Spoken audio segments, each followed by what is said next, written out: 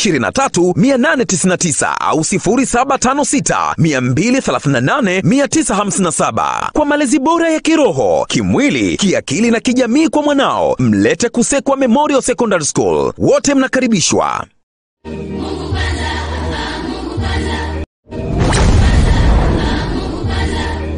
Kusekwa Memorial Secondary School ni shule ya kutwa na bweni iliyopo Bariadi mjini mkoani Simiyu. Tunakutangazia nafasi za masomo kwa kidato cha kwanza. Shule imesajiliwa kwa namba ya mtihani S.5375 na ina michepuo ya sayansi, biashara na sanaa. Shule yetu inaendeshwa kwa misingi na maadili ya kanisa la Adventista wa Sabato. Mazingira ni mazuri ya kujifunzia na huduma ya maabara ya kisasa ili kumwandaa mtoto kitaaluma. Shule inafanya vizuri kitaaluma. Walimu wetu ni mahiri na mitihani ya kujiunga na shule inaendelea kila siku. Fomu zinapatikana shuleni mjini Bariadi au kupitia tovuti yetu ya www.kusekwamemorialsecondary.com. Pia nafasi za kuhamia kidato cha pili na cha tatu zinapatikana. Wahi sasa, hujachelewa, kwani nafasi ni chache. Kwa maelezo zaidi fika shuleni au wasiliana nasi kwa simu namba 0762323899 au 0756238957. Kwa malezi bora ya kiroho, kimwili, kiakili na kijamii kwa mwanao, mlete Kusekwa Memorial Secondary School. Wote mnakaribishwa.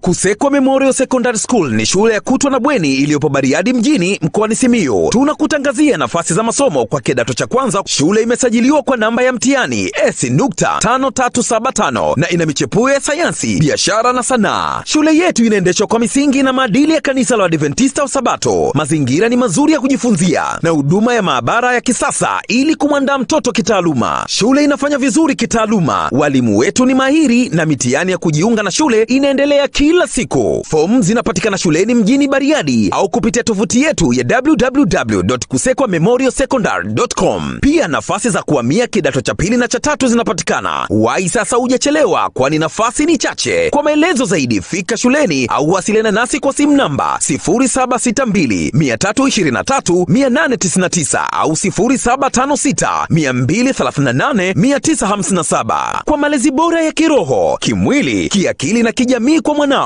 mlete Kusekwa Memorial Secondary School. Wote mnakaribishwa.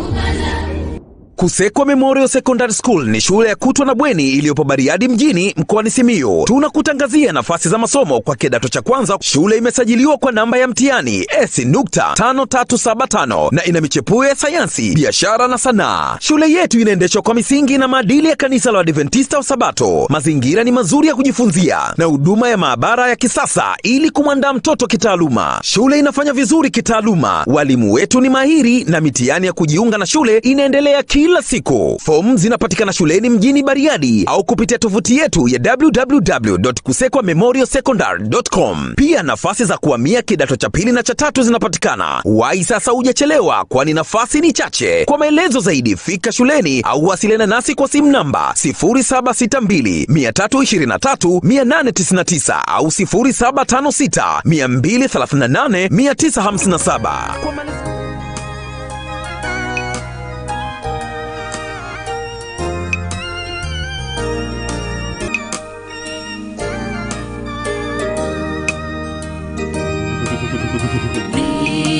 Nifanye chombo chako Bwana, nikutumikie.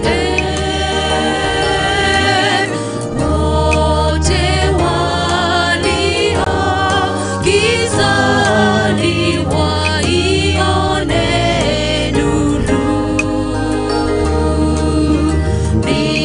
Nifanye chombo chako Bwana, nikutumikie.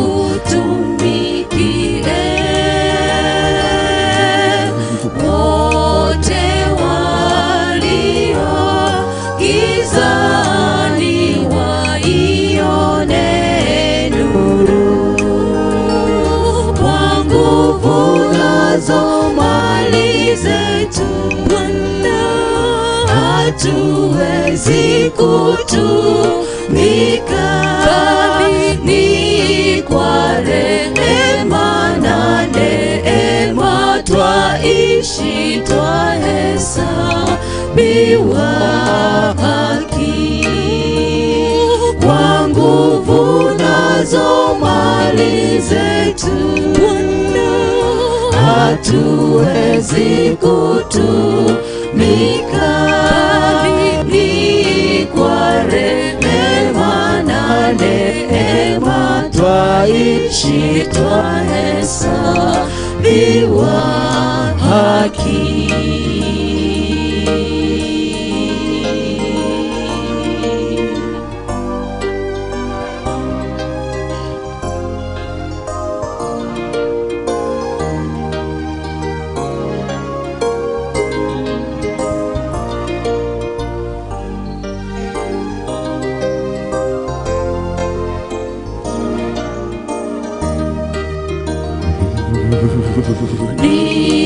Nifanye Bwana wako Bwana, nikutumikie.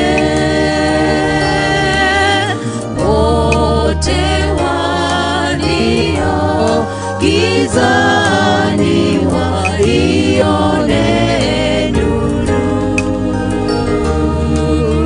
Nifanye Bwana wako Bwana,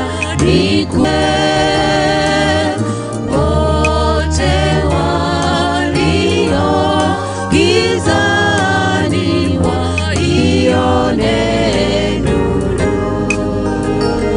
Kwa nguvu nazo mali zetu hatuwezi kutumika, ni kwa rehema na neema twaishi twahesabiwa haki. Kwa nguvu nazo mali zetu hatuwezi kutumika, ni kwa rehema na neema twaishi twahesabiwa haki. Kwa nguvu nazo mali zetu hatuwezi kutumika, ni kwa rehema na neema twaishi twahesabiwa.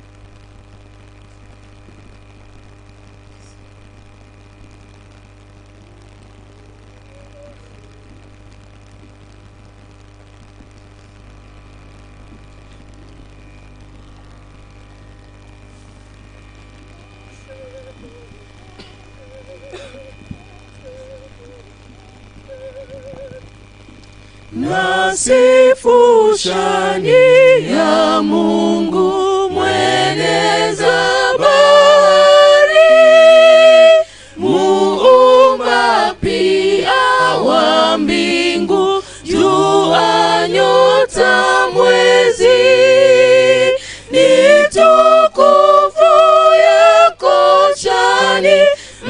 Tengeza mambo ya nyakati na zamani yasiyo na mwisho.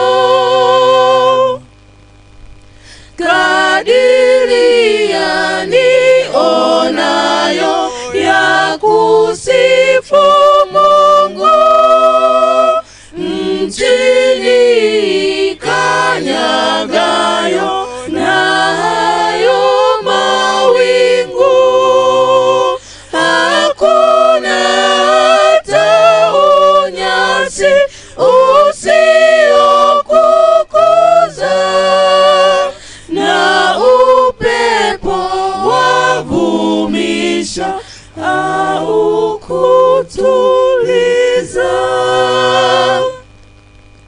Nami kwa mkono wako naongozwa sawa, nipato nikusifupo, kukomba ni dawa.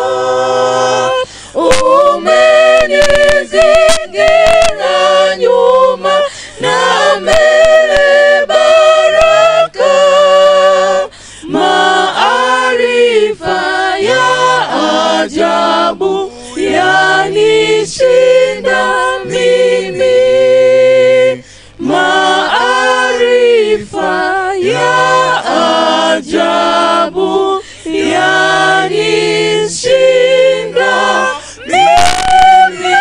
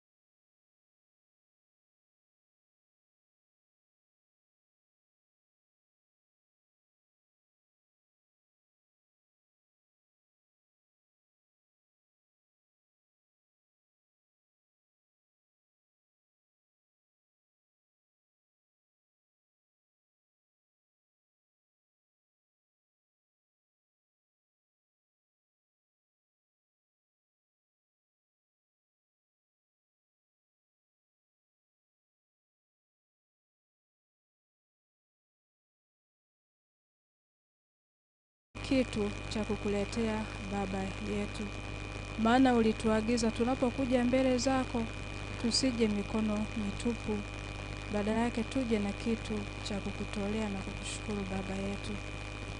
Tunapoingia sasa katika kipindi kingine kupokea neno lako kutoka kwa mtumishi wako, tunaomba Baba yetu ukambariki. Bariki huduma zote zitakazokuwa zikitolewa, na kila mmoja anayeshiriki katika huduma ya leo ukaweze kumbarikia. Roho wako Mtakatifu sasa atawale katika viwanja hivi. Tumeomba tukiamini kupitia jina la mwana wako Yesu Kristo. Amina.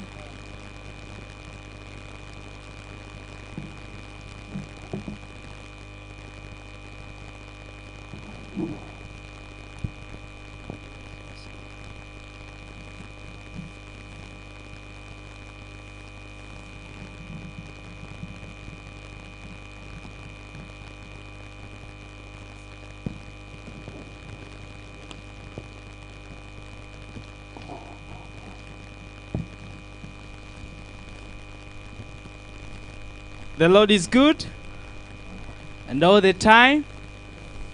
Bwana ni mwema wakati wote.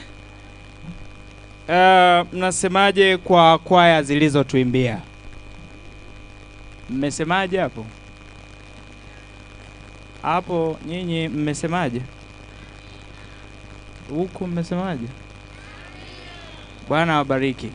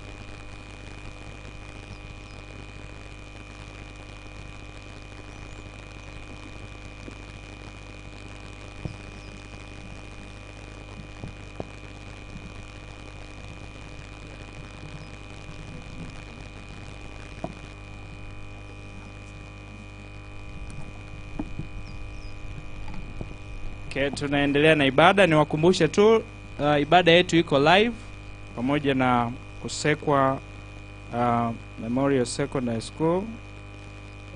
Tuna watu wanaitwa Sifa International Media. Mnasemaje? Kwa hiyo unavyokaa vizuri maana uko live. Amina? Amina? Acha kusinzia, uko live. Ikirushwa hiyo inakaa milele mpaka Yesu anakuja ndo atafuta. Bwana asifiwe jamani. Kwa hiyo unaweza ukaona jinsi ambavyo ibada ya leo ni ibada ya pekee sana. Kwa wakati huu ni wakati wa utambulisho, niweze kutambulisha wale wote ambao basi wametuhudumia lakini ambao wameshiriki katika ibada hii ya pekee sana. Na nikianza na kabla sijaja meza kuu nitambue watu ambao wapo katika eneo hili wamekuja hapa. Kwanza nianze kutambua kanisa mahalia. Kanisa ambalo ndipo tunasalia Mkidoma Secondary School. Washiriki wote kwa moja wenu simameni mpunge mikono. Mkidoma SDA Choir, Church. Jamani mnasemaje? Mbona mseme amina? Huu sio msiba, ni sherehe. Niwasimamishe tena. Simameni tena. Mkidoma. Amina. Amina. Lakini tunao viongozi wa shule kutoka primary school. Kama wako hapo wasimame na wenyewe waweze kutupungia. Mkidoma Primary School, viongozi wa shule. Amina. Tunaye Samageleja, Bwana akubariki sana. Lakini wanafunzi wako hapa. Na wanafunzi kutoka Mkidoma Primary School simameni, punge mkono. How do you say for them? Amen. Lakini tunaye mkuu wa shule ya sekondari. Pia Mkidoma Secondary tunaye mkuu wa shule Saa Shijegele, karibu upunge mkono. Amina, angekuwa hapa mbele lakini basi kuna emergency. Lakini tunao viongozi wafanyakazi ambao wanatokea kule Kusekwa Memorial Secondary School. Watu hawa ni wasimamishe kwa namna pekee kabisa, waweze kusimama, watupungie mkono. Mnasemaje? Watu wametekewa? Basi karibuni sana katika ibada ya leo. Lakini tunao wageni ambao wametoka nje ya mtaa wetu huu wa Isangijo. Kama yuko ambaye ametoka nje ya mtaa wa Isangijo, nawe nikukaribishe uweze kusimama utusalimie. Kama tunao wako pale, Bwana akubariki sana. Karibu sana. Tunao wazazi lakini na watu mbalimbali ambao wapo katika eneo hili. Lakini tunayo furaha ya kuwa na wanafunzi pia wa Mkidoma Secondary School. Naomba wasimame tuwatambue uwepo wenu. Amina. Tunao baadhi ya preform ones ambao wapo, naona hawajasimama, na wenyewe basi wasimame kwa upekee wao. Amina. Hao ni watatu tu ambao wanakaa bweni, lakini wako zaidi ya 25. Mnasemaje kwa ajili yao? Amina. Tunayo kwaya ambayo imetuhudumia na inakwenda kutuhudumia katika ibada ya leo. Lakini katikati ya juma tulikuwa na kwaya mbalimbali ambazo zilikuwa hapa kwa ajili ya kutuhudumia, basi ambazo tulizipatia mwaliko ili ziweze kuja kutuhudumia. Baadhi ya kwaya zilifika, lakini nyingine hazikufika. Lakini moja ya kwaya ambazo tulikuwa nazo na ambazo zimetubariki ni kwaya ya Mkidoma SDA. Mnasemaje kwa ajili yao? Simameni mpunge mkono. Mkidoma kwaya. Amina. Bwana wabariki. Lakini tulikuwa na kwaya ya Amani ambayo leo hatuko nayo, hiyo nayo ilikuja ikatuhudumia na tulibarikiwa sana.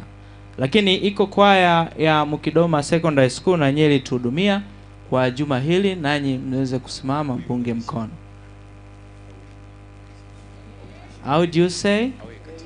Bwana wabariki sana. Na kwa siku ya leo tutakuwa na kwaya ambayo nitaitaja hapo baadaye, ambayo itatuhudumia. Nikirudi katika safu ya mbele, ambaye ametupatia fungu kuu toka kwenye maandiko matakatifu ni mzee wa kanisa la Mkidoma, anaitwa Petro Samueli. Naomba usimame upunge. Huyo ni somo la sadaka. Mnasemaje? Lakini tunaye ambaye alitupatia somo fungu kuu, si mwingine ni Pastor Kusekwa. Pastor, karibu, simame upunge mkono. Amina, amina. Lakini tunaye ambaye ametupatia ombi la kichungaji, si mwingine ni Pastor Otieno. Karibu na wewe. Mnasemaje?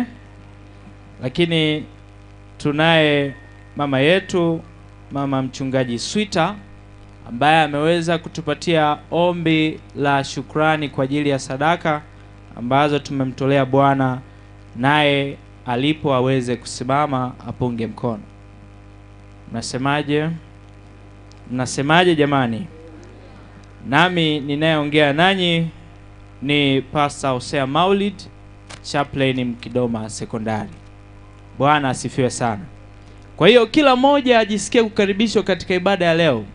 Hata kama sijakutaja, basi muda utafika utatajwa kwamba uwepo wako unatambulika, kwamba uwepo wako unatambulika mbinguni na duniani. Haleluya. Mbinguni na duniani. Haleluya. Kwa hiyo usikae kinyonge unasema mbona sijatajwa. Basi umetajwa. Basi umetajwa. Na kwa Mkidoma Secondary School Choir, karibuni kwa ajili ya wimbo. Mara baada ya kwaya Mongolo, kwa vijana Nyamongolo, mjiandae nanyi mtaimba.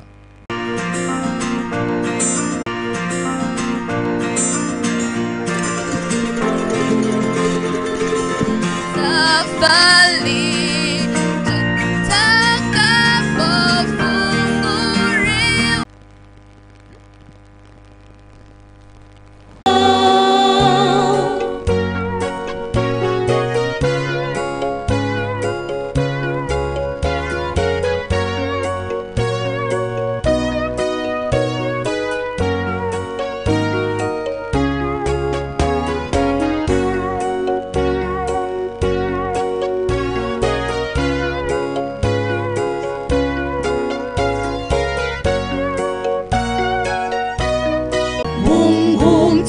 mtakatifu,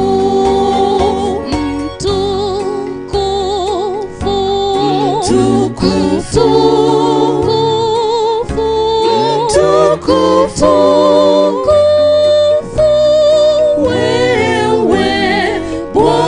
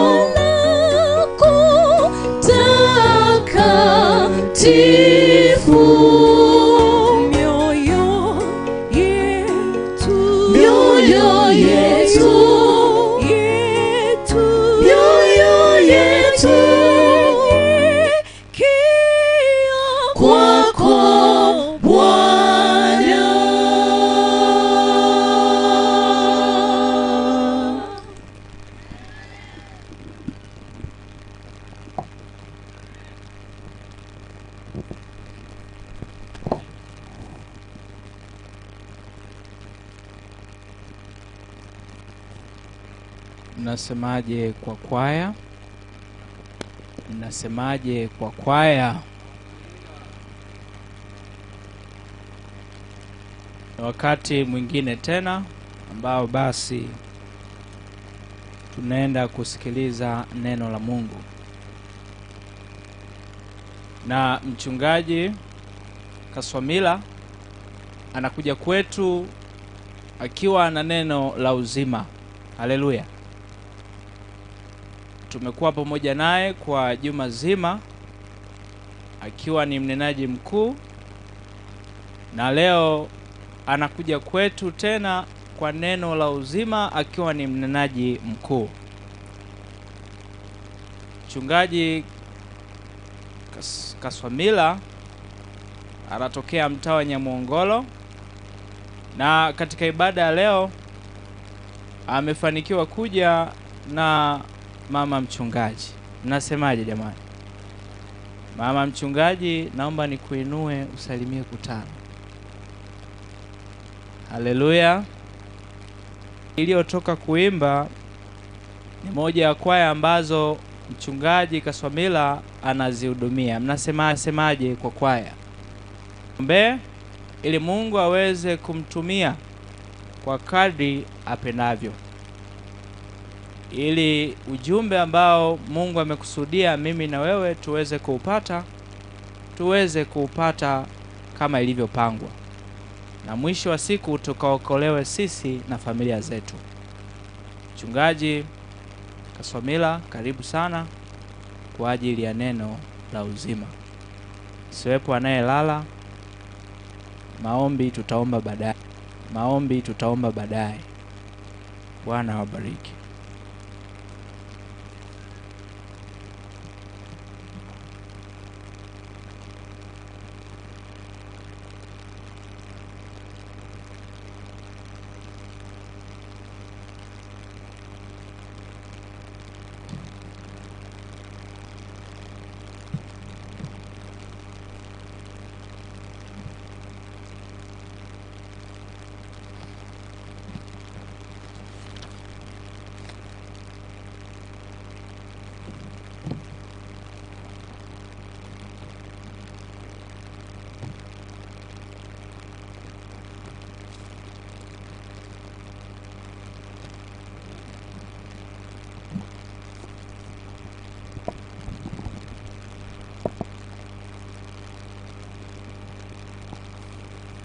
Bwana Yesu asifiwe. Bwana Yesu asifiwe. Jamani, Bwana Yesu asifiwe. Bwana Yesu apewe sifa. Najua ukichangamsha kidogo akili yako ndivyo utakavyomfukuza ibilisi na kufukuza mambo mengine ya usingizi na ile jua ambalo linapiga. Bwana Yesu asifiwe. Niwashukuru sana kwaya kwa jumbe zenu ambazo zimetangulia kutubariki. Nipende tu kukutia moyo ya kwamba sitakuwa na hotuba ndefu sana na sitakuwa na mafungu mengi sana. Huwa sina uzoefu wa kusoma mafungu mengi kwenye hotuba, ila mafungu mengi naweza kuyatumia nikiwa ninafundisha, lakini sio kuhubiri. Hivyo nitasoma fungu moja tu na nitalielezea hilo fungu, alafu tutaenda kwa mapumziko. Bwana Yesu asifiwe. Tumekuwa hapa na vijana wetu tukiendelea na maombi. Tunamshukuru Mungu, amekuwa mwema kwetu. Hakuna ambaye alipata dharura yoyote ya ugonjwa. Mada zetu na vipindi vyetu jinsi zilivyokuwa zangiriwa zilienda vizuri, na leo tuko katika siku nzuri ya ibada. Tunamrudishia Mungu sifa na shukrani. Vijana hawa tumekuwa nao hapa, lakini tumekuwa na moto ambao ulikuwa unatutia moyo, na tumekuwa na fungu letu kuu ambalo linatoka kitabu cha Wafilipi sura ile ya 4 na sura ya 4 na mstari wa 8,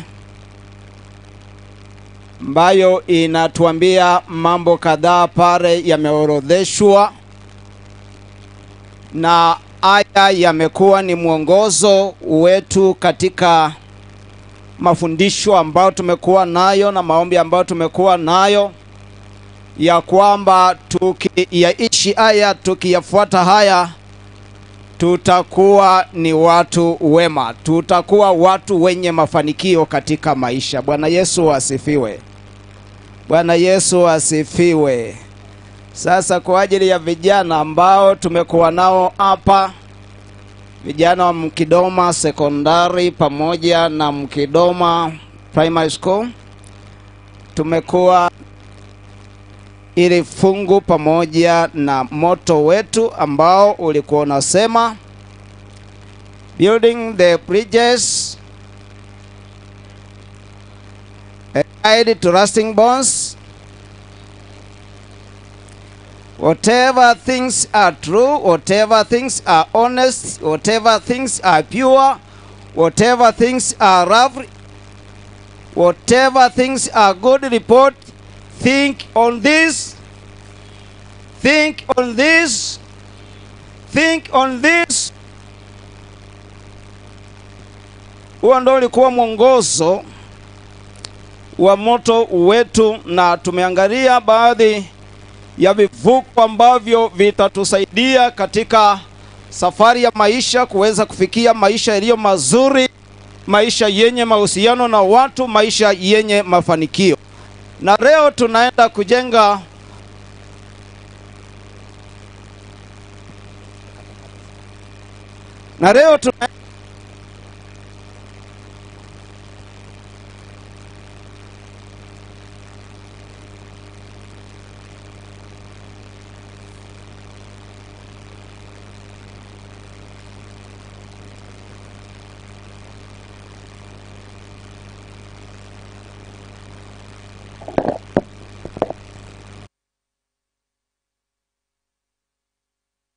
angalia katika wiki hii madaraja ambayo yanaweza madaraja ambayo yanaweza yakatuvusha katika maisha haya, tukawa watu wazuri, tukawa watu wenye mafanikio katika maisha. Na leo tuna somo ambalo linasema kujenga daraja la imani, kujenga daraja la imani, building the bridge of faith. Na somo hili litatoka katika kitabu cha Samuel sura ile ya 17. Sura ile ya 17 nitasoma mpaka ule mstari wa 37, kuanzia mstari wa kwanza mpaka mstari wa 37, na baada ya hapo nitazungumza machache na hotuba yetu itakuwa imefikia mwisho. Katika sura hii ya 17 ya kitabu cha Samueli inaeleza kuwa amepambana na changamoto moja katika maisha yake, na changamoto hii ilikuwa inasababishwa na mtu aliyemchukulia ngao ya akamtangulia. Mstari wa 8, naye akasimama akawapigia kelele majeshi ya Israeli, akawaambia, mbona mmetoka kupanga vita? Je, mimi si Mfilisti na ninyi nani hata awatukane majeshi ya Mungu aliye hai? Nao watu wakamjibu hivyo wakisema, ndivyo atakavyofanyiwa mtu yule atakayemuua. Mstari wa 28, naye Eliabu mkubwa wake alipoyasikia aliposikia hapo alipoongea na watu, na hasira yake Eliabu ikawaka juu ya Daudi. Akasema, mbona wewe umeshuka hapa, na kondoo wale wachache umemwachia nani kule nyikani? Mimi nakujua kiburi chako na ubaya wa moyo wako, maana umeshuka ili upate kuvitazama vita. Naye Daudi akamjibu, je, mimi nimekosa nini sasa? Je, si neno kubwa hilo? Naye akamgeukia ili kumwelekea mtu mwingine, akasema naye jinsi ile ile, na watu wakamjibu tena jinsi ile ile kama ya kwanza. Mstari wa 31. Na maneno hayo aliyoyasema Daudi yaliposikiwa, watu wakamweleza Sauli, naye akatuma mtu kwenda kumwita. Daudi akamwambia Sauli asizimie moyo mtu yeyote kwa ajili ya huyu. Asizimie moyo mtu yeyote kwa ajili ya huyu. Mimi mtumishi wako nitakwenda kupigana na Mfilisti huyu. Sauli akamwambia Daudi, uwezi wewe kumwendea Mfilisti huyu upigane naye, maana wewe kijana tu, na huyu ni mtu wa vita tangu ujana wake. Daudi akamwambia Sauli, mtumishi wako alikuwa akichunga kondoo za baba yake, na alipokuwa akija simba au dubu akamkamata mwana kondoo wa lile kundi, mimi utoka nikamfuata, nikampiga, nikampokonya kinywani mwake, na akinirukia umshika ndevu zake, nikampiga, nikamuua. Mtumishi wako alimuua simba na dubu pia, na huyu Mfilisti asiyetahiriwa atakuwa kama mmoja wao, kwa sababu amewatukana majeshi ya Mungu aliye hai. Mstari wa 37. Daudi akasema, Bwana aliyeniokoa na makucha ya simba na makucha ya dubu ataniokoa na mkono wa Mfilisti huyu. Sauli akamwambia Daudi, enenda na Bwana atakuwa pamoja nawe. Bwana Yesu asifiwe sana. Bwana Yesu asifiwe sana. Sasa nataka unisikilize ni kueleze mambo machache katika kifungu hiki cha habari ambacho kinaelezea maisha ya huyu kijana mdogo ambaye aliitwa Daudi. Na ili somo kile ambacho ninataka kukizungumza hapa, ninataka kuzungumza na ninyi vijana mlioko hapa. Nataka kuzungumza na ninyi wanafunzi kuhusiana na safari yenu ya masomo, kuhusiana na safari yenu ya maisha, wa kwamba nini ambacho mnapaswa kufanya. Biblia imeeleza habari za huyu kijana Daudi, ya kwamba halikuwa ni kijana mdogo tena mchunga kondoo tu. Miongoni mwa kaka zake watatu walikuwa ni miongoni mwa wanajeshi katika lile jeshi la Israeli. Na sasa Israeli iko katika vita ikikabiliana na Wafilisti. Siku moja baba yake anamtuma huyu kijana ya kwamba, hebu nenda kawaangalie kaka zako kule jeshini, ujue wana hali gani, yawezekana walisha kufa, kwa sababu ni muda mrefu hatuonani nao, hatujui nini kinaendelea kule. Lakini unapoenda basi chukua hii mikate pamoja na bisi uwapelekee hawa kaka zako, halafu utaniletea taarifa ni nini kinachoendelea. Biblia inasema huyu kijana alipoenda kwenye lile tukio la vita kule, hakakutana na jambo la kushangaza. Hakakuta Israeli wamesimama upande huu na Wafilisti, jeshi la Wafilisti wamesimama upande huu. Katikati pale kuna bonde ambalo liko linaitwa bonde la Hela. Sasa akashangaa kuona mtu mmoja pagani, mtu asiyetahiriwa, zama hizo pagani, ambaye asiyemjua Mungu. Wale watu ambao walikuwa wanaabudu miungu ndo walikuwa wanaitwa watu wasiotahiriwa. Anashangaa kuona pagani heti analitukana jina la Mungu, anawatukana Waisraeli, akiwaambia kwamba yaani sisi hatuhitaji kupigana na ninyi, tumeni tu mtu mmoja, mwanajeshi mmoja tu haja apigane na mimi, akinishinda tayari sisi Wafilisti wote tutakuwa watumwa wenu, lakini nikimshinda mimi tayari ninyi wote mtakuwa watumwa wetu. Fanyeni tu hivyo.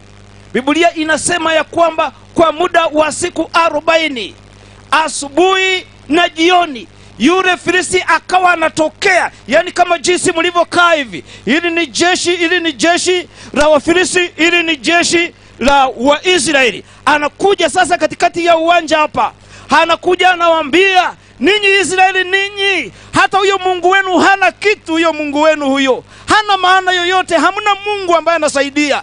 Kama mna Mungu ambaye anasaidia, basi ajitokeze hapa mtu, ajitokeze mtu aje kwa jina la huyo Mungu.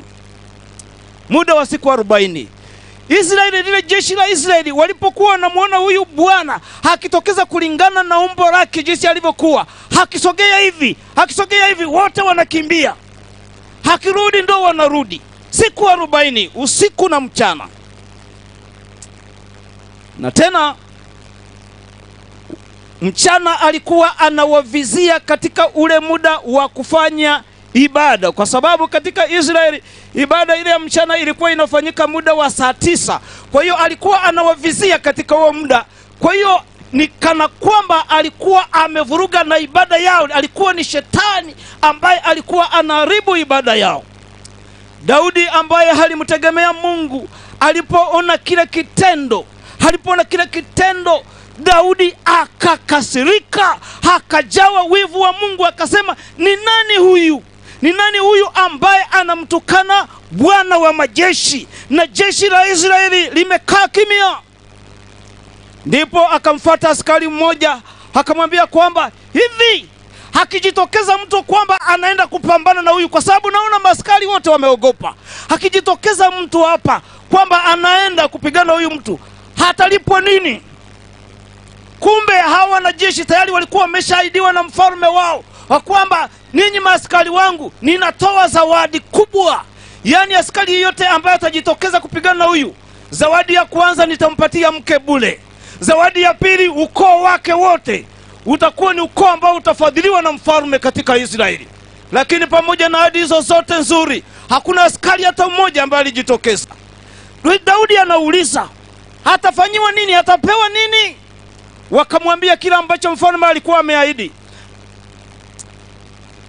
Ndipo kaka yake ambaye alikuwa anaitwa Eliab, alipomsikia huyu kijana anaongea maneno ya namna hiyo, eti anataka akapigana na huyu Filisti, Eliabu anamwendea Daudi, anamwambia, hivi wewe nini ambacho kimekutoa huko nyikani kuchunga kondoo ukaja kwenye vita? Unavijua vita wewe? Halafu ndo unasema eti ukapigana na huyu mtu. Ulishapigana vita gani? Rudi nyumbani haraka sana. Daudi kaka yake ambaye hakujua nguvu ya Mungu anamkatisha tamaa huyu kijana. Ninapenda sana hekima ya huyu kijana Daudi.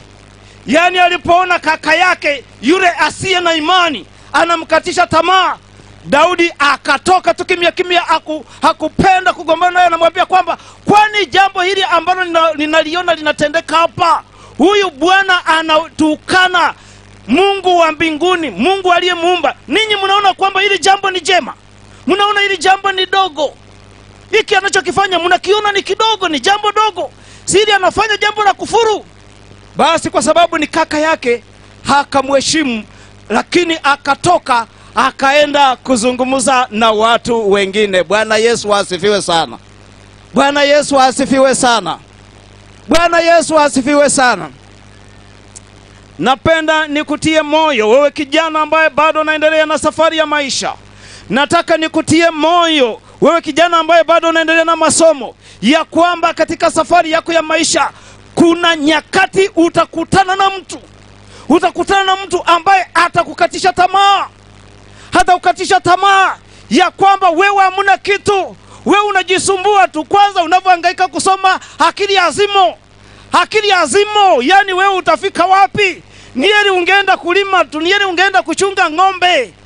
Wewe azimo, wewe unapoteza muda, unapoteza hela za wazazi. Utakutana na watu wa jinsi hiyo. Wakati mwingine anaweza akawa ni ndugu yako, wakati mwingine anaweza akawa ni baba yako.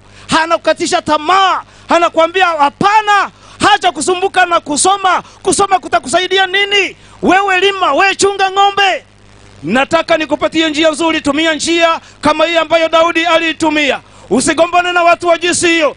Tumia hekima, zungumza na watu ambao watakutia moyo. Bwana Yesu asifiwe.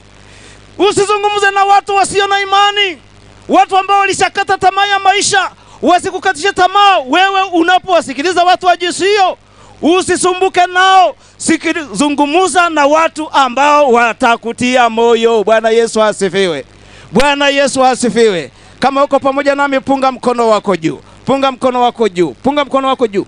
Baada ya Eliabu kuwa amemkatisha tamaa Daudi anamfuata mtu mwingine. Yule mtu akamwambia mfalme kwamba kuna kijana huku anasema kwamba yeye anaweza akapigana na huyu mtu. Sauli aliposikia akasema, ni nani huyo? Ni nani huyo? Yupo kijana anaitwa Daudi. Akamwambia ya kwamba hebu mwiteni huyo kijana aje. Mwiteni huyo kijana aje. Sikia katika mstari wa 32. Mstari wa 32. Daudi anapopelekwa mbele ya mfalme Sauli, jambo la kwanza anafika pale akiwa amemuona Sauli ambaye alikuwa amekata tamaa, amechoka. Anamwambia, mfalme, ninakutia moyo, usizimie moyo. Bwana Yesu asifiwe. Bwana Yesu asifiwe. Asizimie moyo mtu yeyote. Mimi mtumishi wako niko hapa, niko tayari kwenda. Yani huyu anayewasumbua huyu, niko tayari kwenda. Lakini angalia kinachotokea tena. Changamoto nyingine ambayo inatokea.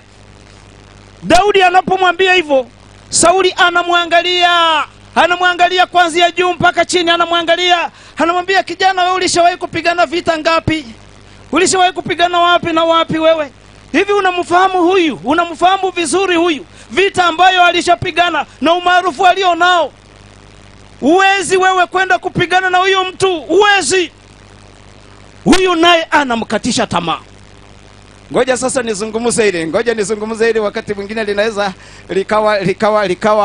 likawa chungu kidogo pale mwingine, lakini naomba mlivumilie kwa sababu ninawatia moyo vijana. Unajua wanafunzi, wakati mwingine unaweza ukakatishwa tamaa hata na kiongozi wako. Unaweza ukakatishwa tamaa hata na kiongozi wako, hata na mwalimu wako. Anakupiga, anakuambia, una akili wewe, lijinga wewe, una akili wewe. Mwalimu wako anayekufundisha anaweza akakukatisha tamaa. Lakini nikutie moyo kama jinsi ambavyo Daudi yeye alivumilia pamoja na kukatishwa tamaa na mfalme. Daudi anasema ya kwamba huyu Mungu ninayemtegemea atanisaidia. Bwana Yesu asifiwe sana. Wale ambao tuko tunaendelea nao hapa, niliwaambia kisa cha Ben Carson, kwamba watu wengi mmesoma habari za Ben Carson, jinsi ambavyo alikuwa anaferi shuleni. Lakini leo ni daktari ambaye anaulizi kuzidi hata maraisi. Lakini alikuwa ni mtu ambaye alikuwa anaferi. Hivi ukipiga picha hivi, na maana hata walimu wake walikuwa wamtukani huyo mtu. Kwa picha ya rakaraka kwamba hata walimu wake walimtukana, lakini kwa jinsi ambavyo aliendelea kuamini, Bwana akamvusha. Bwana Yesu asifiwe. Ninapenda ushuhuda wa Daudi. Baada ya kuwa amekatishwa tamaa na Sauli, Daudi anatoa uzoefu, anamweleza mfalme uzoefu wake, ya kwamba ngoja nikuambie mfalme, kwa nini mimi nasema kwamba niende. Mimi katika kazi yangu ya kuchunga kondoo za baba yangu, Mara kwa mara na mara nyingi nimekutana na simba, nimekutana na dubu. Wanakuja wanakamata kondoo, lakini nilikuwa ninawafuata, ninawakamata, ninawapiga na ninawaua hao simba. Mimi nikiwa hivi ninawaua. Hivyo na kutangazia mfalme ya kwamba huyo Mungu ambaye alinisaidia, huyo Mungu ambaye alinisaidia mpaka nikaua simba kwa mikono yangu, huyo Mungu ndiye atakayenisaidia kumuua huyu Mfilisti pagani. Bwana Yesu asifiwe. Bwana Yesu asifiwe. Unaiona imani ya jinsi hiyo katika safari yako ya maisha, unapokuwa unafanya biashara, unapokuwa kwenye masomo. Usikubali kukatishwa tamaa na mtu yeyote yule. Weka bidii katika kazi yako ukiwa umemtanguliza Mungu mbele. Bwana Yesu asifiwe. Bwana Yesu asifiwe. Sasa kwa wanafunzi, nataka nikupatie pointi hizi 5. Pointi hizi 5 ambazo ninazitoa katika maisha ya Daudi. Pointi hizi 5 kwa wanafunzi. Pointi ya kwanza inasema, something important that you will help you in is faith over fear. Faith over fear. Yani imani ambayo inakabili uoga. Hicho ndicho kitu ambacho kitakusaidia katika maisha yako. Kilichomsaidia Daudi kufaulu mpaka kumuua Goliati ni pale alipotanguliza imani. Bwana Yesu asifiwe. Bwana Yesu asifiwe. David believed that God will protect him. Daudi yani katika imani yake aliamini ya kwamba Mungu atamurinda, kwamba Mungu atamfanikisha. Na wewe ebu amini katika mambo yako yote ya kwamba Mungu ni mwema kwa watu wote, atakusaidia. Bwana Yesu asifiwe. Jambo la pili, in this life you need a spiritual weapon in your life. David refused to use human weapons instead of sling and stones. Kwa hiyo katika maisha haya unahitaji sana silaha za kiroho. Hizi silaha za kiroho ndizo zitakazo kusaidia kushinda. Wakati ukiendelea katika hiyo sura, Sauli baadaye alimwambia Daudi ya kwamba sasa chukua hizi kombati zangu, chukua hii helmeti yangu, chukua haya mamikuki uende nayo. Lakini Daudi alipojipima akaona, akasema kwamba siwezi kwenda na kinga za kibinadamu. Mimi siwezi kwenda na kinga za kibinadamu. Mimi ninaenda na Mungu. Bwana Yesu asifiwe. Kuna wanafunzi wengine ambao wanadanganywa na wazazi wao. Chukua kadawa ukakae nako kwenye mtihani. Wewe usiwasikiliza hao. Wewe katika mambo yako yote nenda na Mungu. Bwana Yesu asifiwe. Nenda na Mungu. Mungu ndo awe silaha yako. Point number 3. Always you must believe that all success and victory come from God. Bwana Yesu asifiwe. Bwana Yesu asifiwe.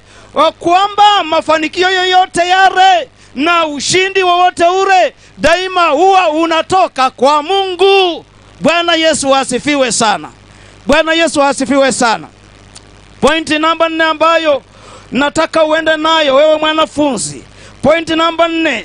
You should believe that God is the greatest power than any power in the world. Kwamba Mungu ndiye mwenye nguvu, yani aliye juu ya nguvu zote zilizoko katika ulimwengu.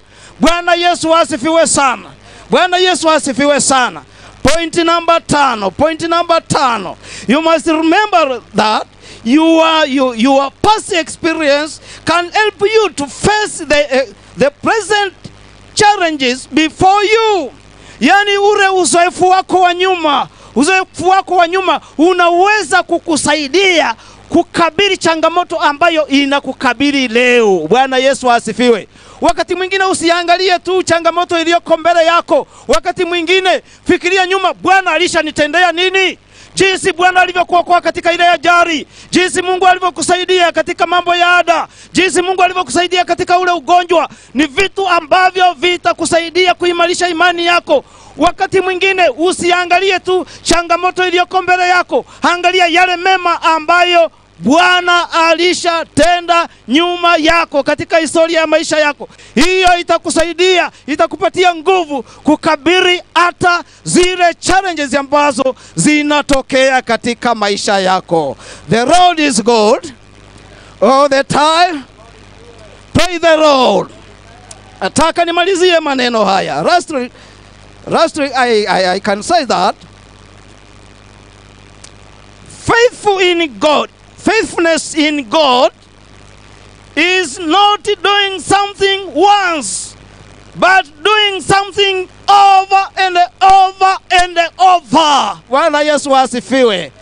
Amen.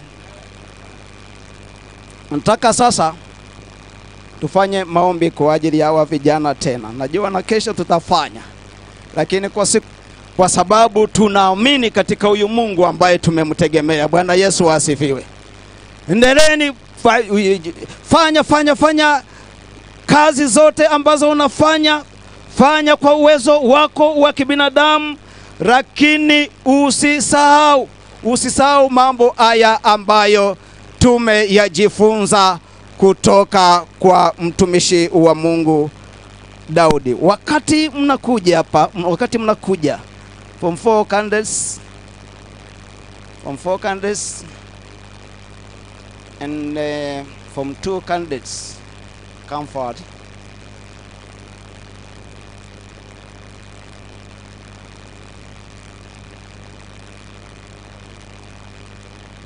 Oh, to Jesus I surrender. Oh, to him I pray. Hapo wa form 4 hapa wapo. Njoni wote. I surrender, oh, I surrender, oh, to my place.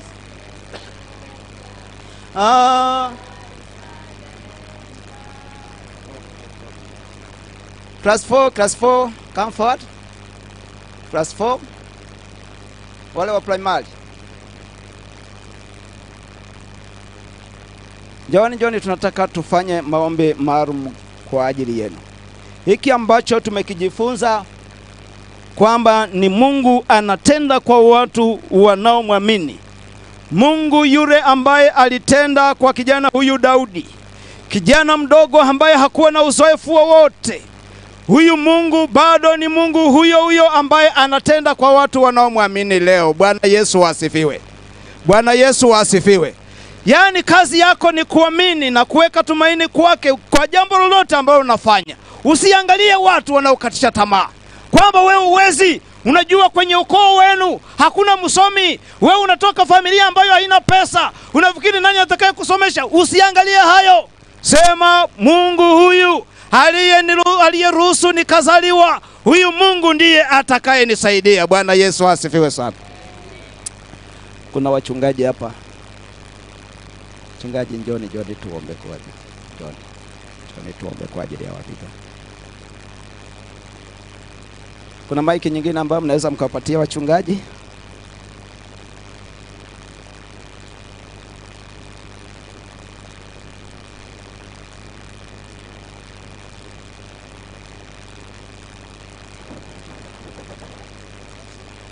Mchungaji mnaweza kutoka hapo. Sawa. Sogea pale mbele. Simama.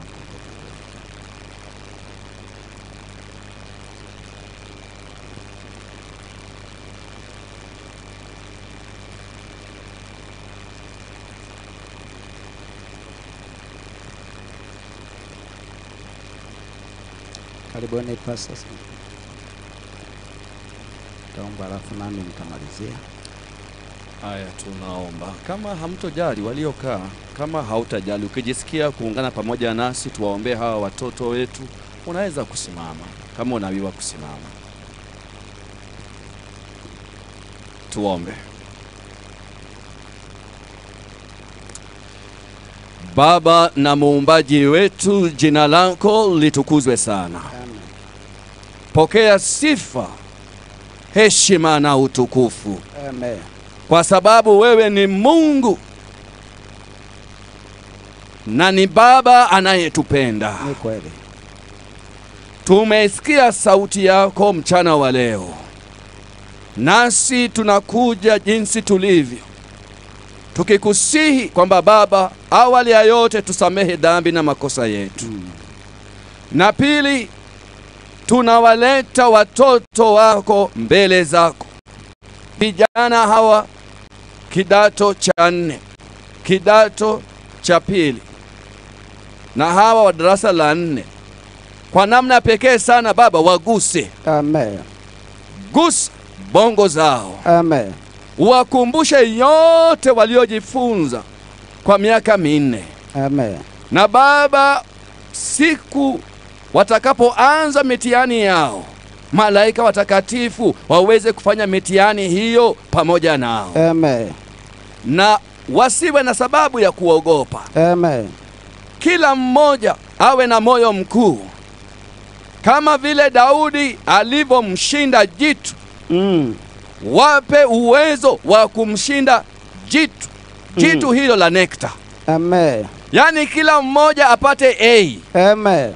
Kwenye masomo yao yote wapate A. Amen. Na kwa sababu wewe ni Mungu wa vyote, Mungu ya yale yasiyowezekana, wape average A.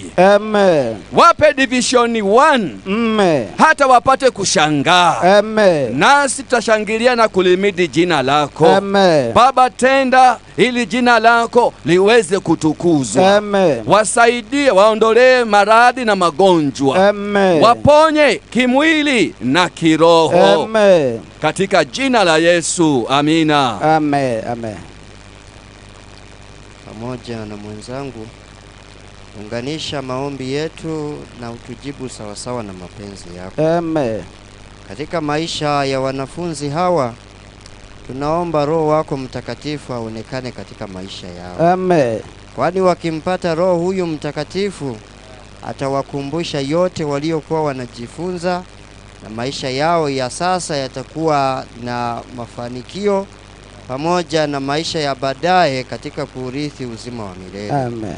Mchana huu wa leo, yeyote ambaye hana hekima mchana huu, tunaomba hekima ikaonekane ndani yake. Amen. Anapofanya mambo yake, anapofanya uamuzi, hebu hekima ionekane katika maisha yake. Amen. Mchana huu wa leo, wasaidie na uwasamehe dhambi walizozitenda. Miguu yao ambayo imekimbilia dhambi kwa muda wote, mchana huu wa leo tunaomba uwasamehe. Amen. Macho yao yaliyoona dhambi, mchana huu wa leo tunaomba uwasamehe. Amen. Akili zao zilizowaza dhambi, mchana huu wa leo tunaomba uwasamehe. Amen. Wanapotoka hapa, wasaidie miguu yao kukimbilia katika uzima. Amen. Na mara baada ya maisha yao kukamilika hapa duniani, tuweze kukutana kule juu mbinguni. Amen. Kutano hili nalo tunalileta mikononi mwako. Wasaidie, wapo wanaohangaika na dhambi fulani, wasaidie kuweza kuishinda. Amen. Tunapotawanyika, amani yako iwe nasi, mapenzi yako yatimizwe hapa duniani kama huko juu mbinguni. Tunaomba katika jina la Yesu. Amina. Amen. Baba yetu Mungu wa milele, tunakushukuru kwa sababu umesikia maombi ya watu wako.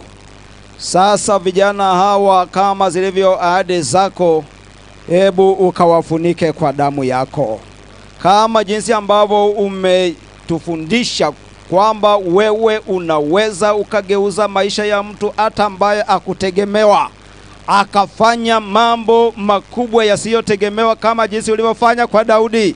Ninaomba ufanye kwa vijana hawa, hata wale ambao wanatoka katika familia ambazo hazina uwezo. Lete mapinduzi wakafikie njozi zao. Familia hizo zikapate mafanikio ambayo yatakuwa ni ushuhuda kulitangaza jina lako. Wale ambao afya zao zinapitia migogoro, ninaomba ukazitegemeze. Wale ambao uwezo ulikuwa ni mdogo, ninaomba Bwana ukapate kuwatetea katika kipindi hiki. Wanapofanya vizuri, wanapoyaona mafanikio na matokeo mazuri, waseme hakika hapa ni Mungu peke yake ndiye aliyetenda. Fanya hivyo hata kwa watu wengine ambao wanakulilia katika shughuli zao za maisha na katika mambo mengine, katika malengo yao.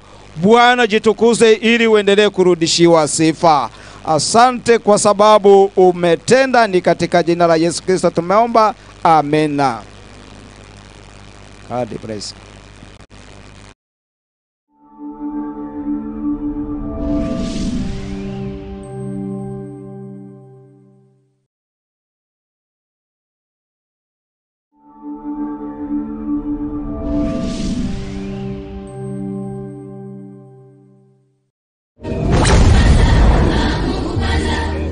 Kusekwa Memorial Secondary School ni shule ya kutwa na bweni iliyopo Bariadi mjini mkoani Simiyu. Tunakutangazia nafasi za masomo kwa kidato cha kwanza. Shule imesajiliwa kwa namba ya mtihani S.5375 na ina michepuo ya sayansi, biashara na sanaa. Shule yetu inaendeshwa kwa misingi na maadili ya kanisa la Adventista wa Sabato. Mazingira ni mazuri ya kujifunzia na huduma ya maabara ya kisasa ili kumwandaa mtoto kitaaluma. Shule inafanya vizuri kitaaluma. Walimu wetu ni mahiri na mitihani ya kujiunga na shule inaendelea kila siku. Fomu zinapatikana shuleni mjini Bariadi au kupitia tovuti yetu ya www.kusekwamemorialsecondary.com. Pia nafasi za kuhamia kidato cha pili na cha tatu zinapatikana. Wahi sasa, hujachelewa, kwani nafasi ni chache. Kwa maelezo zaidi fika shuleni au wasiliana nasi kwa simu namba 0762323899 au 0756238957. Kwa malezi bora ya kiroho, kimwili, kiakili na kijamii kwa mwanao,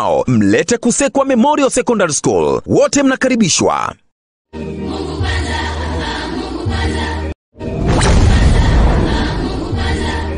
Kusekwa Memorial Secondary School ni shule ya kutwa na bweni iliyopo Bariadi mjini mkoani Simiyu. Tunakutangazia nafasi za masomo kwa kidato cha kwanza. Shule imesajiliwa kwa namba ya mtihani S.5375 na ina michepuo ya sayansi, biashara na sanaa. Shule yetu inaendeshwa kwa misingi na maadili ya kanisa la Adventista wa Sabato. Mazingira ni mazuri ya kujifunzia na huduma ya maabara ya kisasa ili kumwandaa mtoto kitaaluma. Shule inafanya vizuri kitaaluma. Walimu wetu ni mahiri na mitihani ya kujiunga na shule inaendelea kila siku. Fomu zinapatikana shuleni mjini Bariadi au kupitia tovuti yetu ya www.kusekwamemorialsecondary.com. Pia nafasi za kuhamia kidato cha pili na cha tatu zinapatikana. Wahi sasa, hujachelewa, kwani nafasi ni chache. Kwa maelezo zaidi fika shuleni au wasiliana nasi kwa simu namba 0762323899 au 0756238957. Kwa malezi bora ya kiroho, kimwili, kiakili na kijamii kwa mwanao, mlete Kusekwa Memorial Secondary School. Wote mnakaribishwa.